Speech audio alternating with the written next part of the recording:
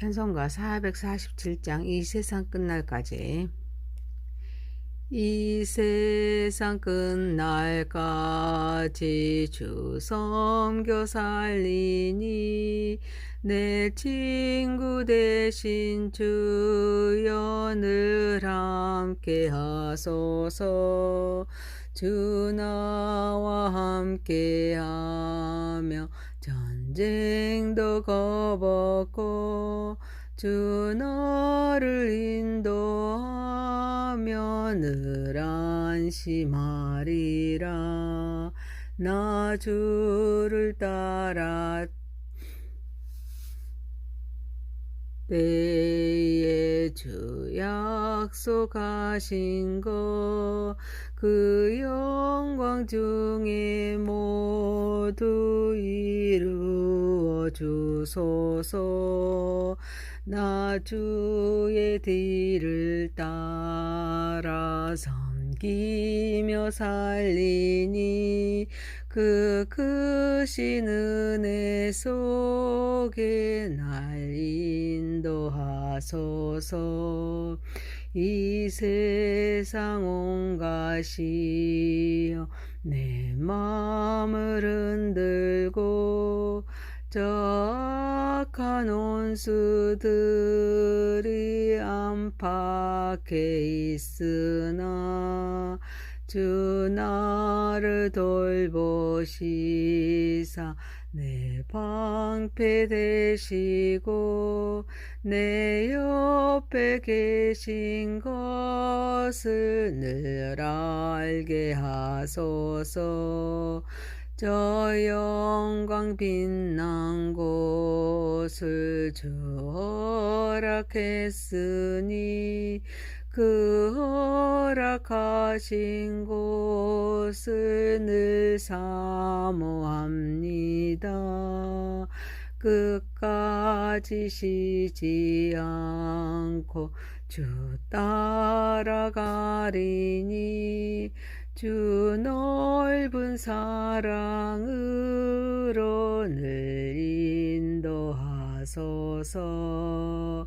아멘.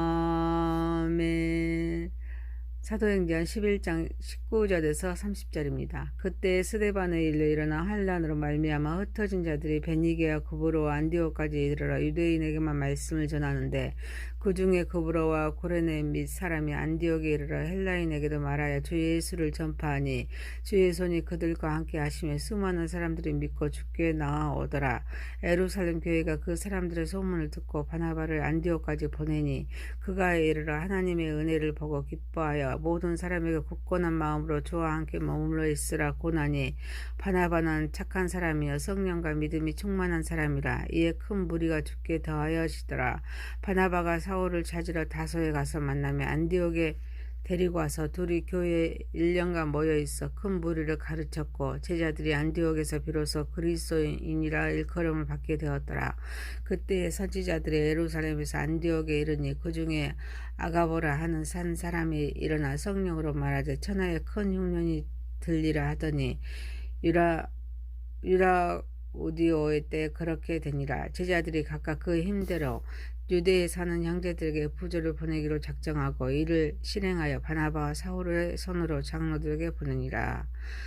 전능하신 하나님 아버지, 우리 예배를 받으시옵소서. 예수님의 이름으로 기도하옵나이다. 아멘.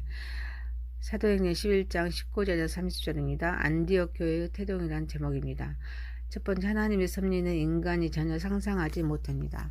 스데반의 일로 일어난 환란으로 인해서 성도가 흩어지게 됩니다. 이들이 베니게와 구브로와 안디옥까지 이르러 유대인에게만 말씀을 전합니다. 그런데 그 중에 구브로와 고레네 몇 사람이 안디옥에 이르러 헬라인에게도 말하여 주 예수를 전파합니다. 주의 손이 그들과 함께 하심에 수많은 사람을 믿고 주께 돌아옵니다.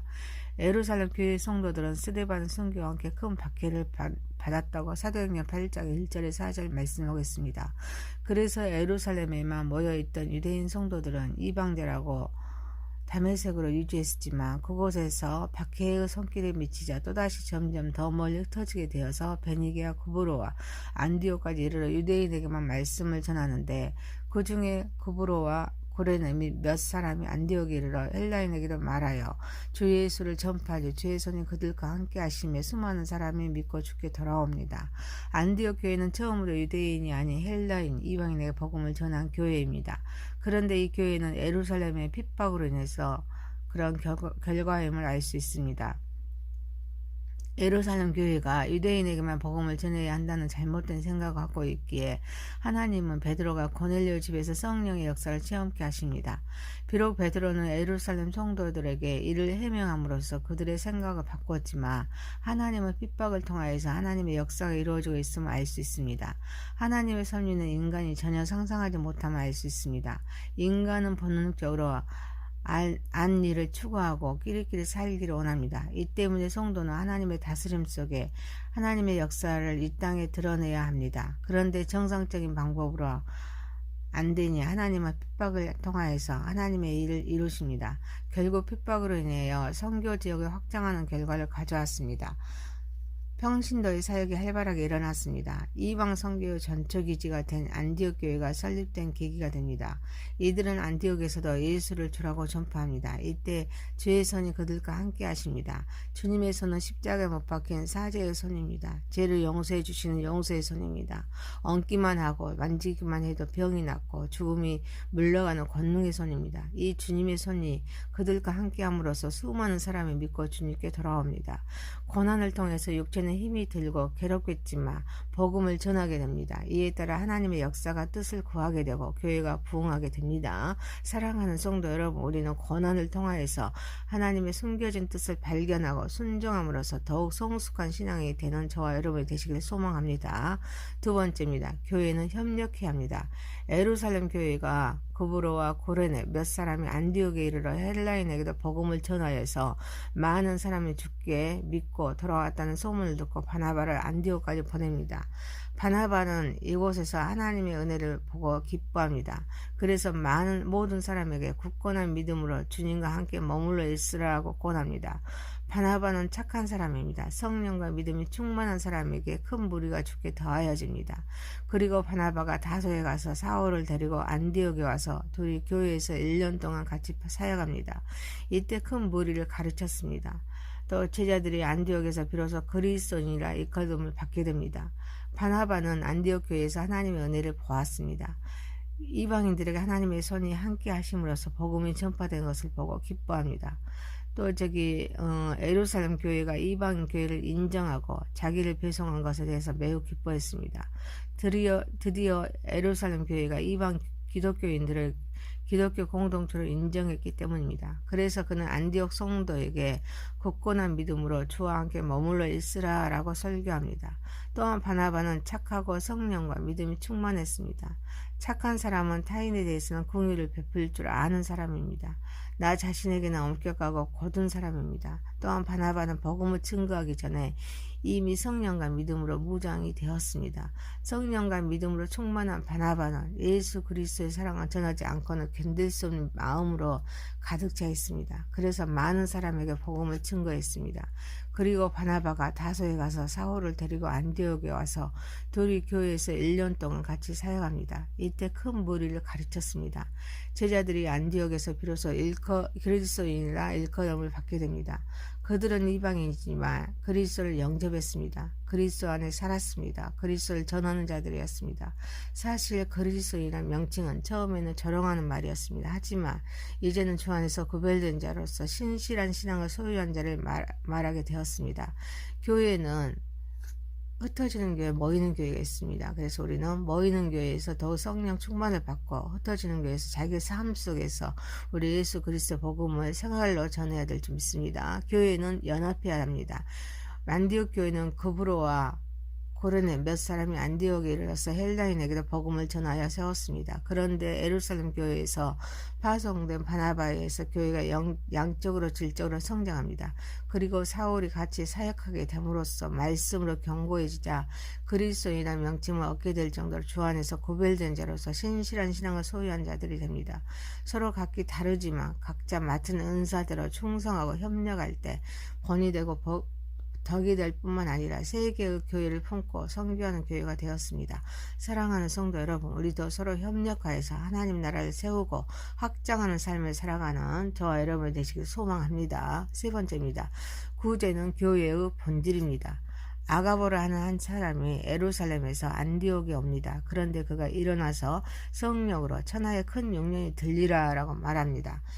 글라우디오 때에 그렇게 됩니다. 그러자 안디옥 교회는 제자들이 각각 그 힘대로 유대에 사는 형제들에게 부조를 보내기로 작정합니다. 이를 실행하여서 바나바와 사울의 손으로 장로들에게 보냅니다. 하나님께서 성도들이 어려움을 겪게 될 줄 알고 미리 아가보라 하는 한 사람을 통하여서 예언하는데 예루살렘에 큰 흉년이 듭니다. 이들로부터 예루살렘의 형편을 들은 안디옥 교회는 제자들이 각각 그 힘대로 유대에 사는 형제들에게 부조를 보내기로 작정합니다. 이들은 흉년의 소식을 듣고 능력과 헌금하여서 구제 헌금을 보내주기로 결의합니다.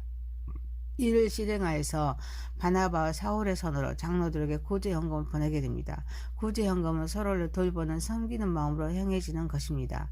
이를 통해서 교회 간의 연대감과 사랑이 표현되었습니다. 구제 헌금은 그리스도인의 성육신과 구속의 의미를 실천하는 것이기도 합니다. 안디옥 교회는 이방인 교회이지만 사랑이 넘쳤습니다. 마음이 하나 되었습니다. 그래서 예수님의 은혜에 감사했습니다. 민족과 사상과 언어가 달라도 예수님 하나됨을 믿고 지체된 형제의 어려움에 동참합니다. 구제는 신앙인의 중요한 의무 중 하나입니다. 모세의 율법 중에서 곡식을 벨 때 한 못을 잃어버렸다며 그것을 다시 취하지 말고 고아와 객과 율법과 가부를 위해서 버려두라고 신명기서 24장 19절에 말씀하고 있습니다. 하나님은 나누어주는 자를 기뻐하십니다. 구제는 교회의 본질입니다. 또한 누구나 동참할 수 있는 사역입니다. 교회가 이웃의 어려움에 귀 기울이고 함께 나누는 마음을 가지는 것이 중요합니다. 구제는 재물이 남아서 하는 것이 아닙니다. 또 재물이 많다고 해서 구제를 많이 하는 것도 아닙니다. 구제는 마음과 신앙에서 나옵니다. 진정한 구제는 내 안에 하나님의 사랑이 가득할 때 할 수 있습니다. 사랑하는 성도 여러분, 우리도 나의 도움의 손길을 필요한 자에게 구제함으로써 주신 사명을 잘 감당하는 저와 여러분이 되시기를 소망합니다. 사도행전 11장 19절에서 30절입니다. 안디옥 교회의 태동입니다. 첫 번째, 하나님의 섭리는 인간이 전혀 상상하지 못합니다. 교회는 협력해야 합니다. 세 번째, 구제는 교회의 본질입니다. 전능하신 하나님 아버지, 우리는 고난을 통하여서 하나님의 숨겨진 손길을 발견하고 순정함으로써 더욱 성숙한 신앙인이 되게 인도하여 주옵소서. 우리도 서로 협력하여서 하나님 나라를 세우고 확장하는 삶을 살아가게 하옵소서. 우리도 나의 도움의 손길을 필요한 자들에게 구제함으로써 주신 사명을 잘 감당하게 하옵소서. 예수님의 이름으로 기도하옵나이다. 아멘.